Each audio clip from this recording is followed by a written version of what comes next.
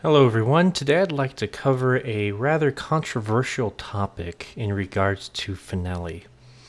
I've been asked a couple times, actually more than just a couple, if Finale version 25 is worth the $150 price tag upgrade from 2014.5, 2012, 2011, etc. So in this video I'd like to try to tackle a lot of those points and I'll do the best I can. I'll try to come at it from every angle I can and try to give you a sense of if it's worth it to you. But ultimately, I can't answer the question for you. I can definitely at least steer you in the right direction, hopefully. So, if you haven't watched my What's New in Finale video, I did that about a month ago when Finale version 25 was released. And I recommend going ahead and taking a look at that because I go into depth about all the changes and stuff. So that's one good video you can try.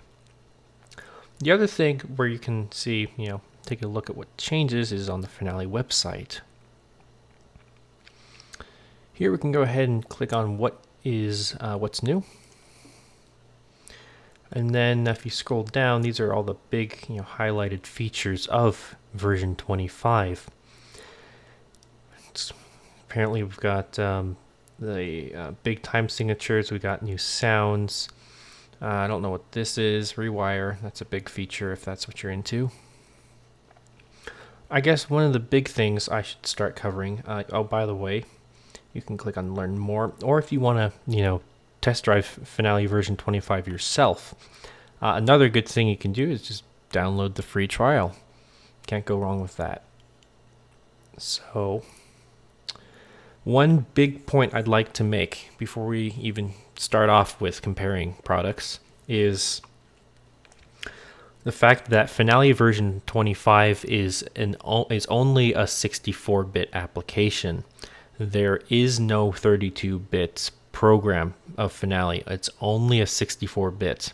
So if you are running a 32-bit operating system, you will not be able to install and run Finale version 25. So make sure, if you're not sure about that, you can definitely check your computer preferences for that, or ask someone who knows about computers if it's a 64-bit or a 32-bit. So that's step one, is make sure you're on 64. So if you're already on 64-bit, you should be able to upgrade with no problem. But the other thing is, still, is it worth it? So what kind of changes have been made? Well, on the surface, not a whole lot. To be honest, going from 2014.5 to 25, the layout looks pretty much exactly the same. All the features are pretty much exactly the same.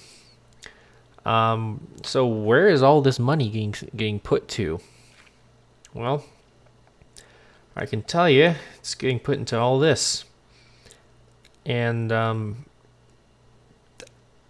mean, this is much less of a flashy upgrade, as it's more of a bug fixing, a more detailed kind of, really more of a finessing upgrade. I don't know if that's a thing. It is now. It seems more of a behind the scenes kind of thing, where you might not see the result, but you'll definitely feel the result. It's there. So subtle things like transposed note entries playing back correctly, easier to make large time signatures. Well, here's one thing that you'll definitely notice is a hell of a lot more aria sounds, Garriton sounds and whatnot. Sharing your music, I haven't really, if you're a type of person who shares files with a Sibelius user or whatnot, then Music XML has been upped quite a bit in this update, so that might be something to consider. Ranger time savers, no, not really. That's been here for a while. Idea generating features, essential tools like transposition, range checking. That's been in here. I don't know why why is that even in here? I mean, I guess I've never had any problems with that. So, and I guess the other big feature is the rewire support, which I haven't really figured out how to use it. Basically, it links Finale and a DAW, a digital audio workstation, something like Ableton Live or Logic, something like that. Basically, a digital audio workstation. For example, Audacity is considered one, but doesn't have rewire support. So I have Audition here. I think it has rewire, but I haven't really spent the time looking into it. I'll make a video if I find anything about that. So that's something, and that's more for like film composers trying to line up, music to scenes in a film. That can be useful. And I guess on an engraving standpoint, I mean, it's pretty pathetic. It's contour dash slurs. I mean, I'm not aware. Were people asking for this? The dash slur was totally fine for me. I'm glad they still kept it though, but in my opinion, I'm never going to use this. I think it looks ugly. But 64-bit, the fact that it'll run faster and it's up to date, so that's nice. So those are all the nitty gritty facts. Now let's kind of really dive into like if you're this person or that person, should you upgrade? So let's go on the basis of if you're a teacher. If you're a teacher and you're spending most of your time arranging pieces, transposing instruments, maybe playing back occasionally just to make sure everything's sounding correctly, this isn't worth it, to be honest. I mean, this will definitely be nice, but for $150, probably not enough features to justify the cost. Now, if you're a composer, let's say if you're a composer like myself, spending a lot of time writing music, trying to just get music on the page. I mean, in some senses, it's nice. There's nothing I miss going back and forth to, for example, 2014.5 to Finale version 25. I mean, I don't feel like, oh, I wish I had that feature. I'm going to stop using 2014.5. I'm going to start using version 25 because there's nothing that's a good saying. There's nothing I'm missing. I feel like I'm missing out on. So so there's that. Other than I guess some of the new sounds, which are nice to kind of hear back instead of those really mediocre MIDI playback sounds. But so that's the only thing really. The other thing is, let's say if you're an engraver, do not upgrade. This is not worth it. Unless, on the other hand, you are doing a lot of experimental music with large time signatures and you want to somehow make that easier for you. And then there's this feature and the contour dash slurs, if that's something that you're interested in. That's it. They really neglected the engravers on this update. Well, they did everyone justice by doing a 64-bit. This will just make everything faster once more. Let's see, what else? If you're just an average person who uses Finale every once in a while, nothing too extraordinary, just transpose instruments or try to write up something really quick, I don't think it's worth it. So who is this trying to target is my question. Is they seem to have they fixed a couple of things, such as this. That's a nice fix, but it's not like catastrophic if I don't have this. I mean, I can still write music perfectly fine without it. Score Manager, if you use Score Manager a lot, I personally don't. Definitely. But what this update is worth it is if you have anything below 2012.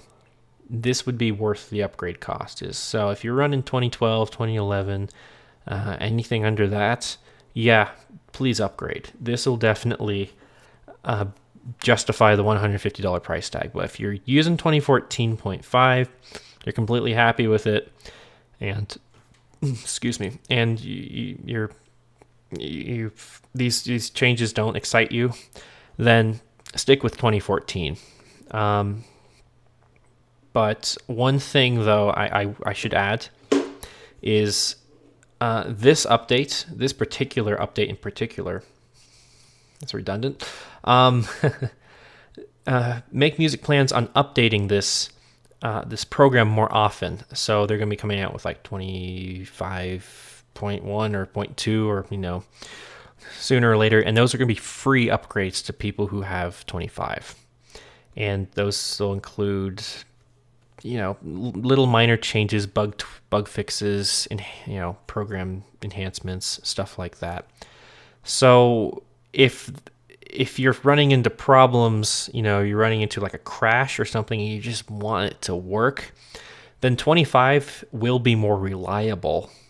And I think that's what Make Music was trying to go after in this update. Is they're trying to make this a more robust program.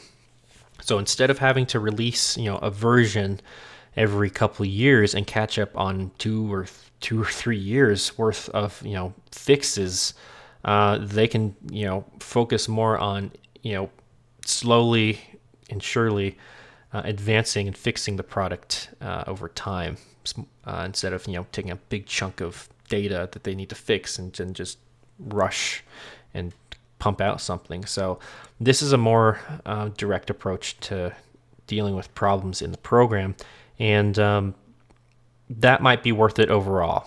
I mean, you're going to get a much more robust system. If you're starting to run into problems, for example, if there's like a known bug or there's a known crash or there's something wrong with the MIDI, of course, there's always something wrong with the MIDI driver, then they're going to be much more on top of fixing it.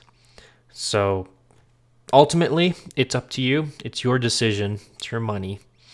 But those are my thoughts on Finale, and hopefully that at least kind of helps guide you to a decision for you. So that's all I'm going to say for now. Thank you very much for watching. I hope this was useful for anyone who was watching. Do go ahead and give it a like if you liked this video. If you didn't like it, found it useless, go ahead and give it a dislike. No shame. What do you think in the comments? Leave a comment. Do you think this is worth it for you? Let me know. And if you want to see more, go ahead and subscribe. And again, thanks for watching, and I'll see you guys later.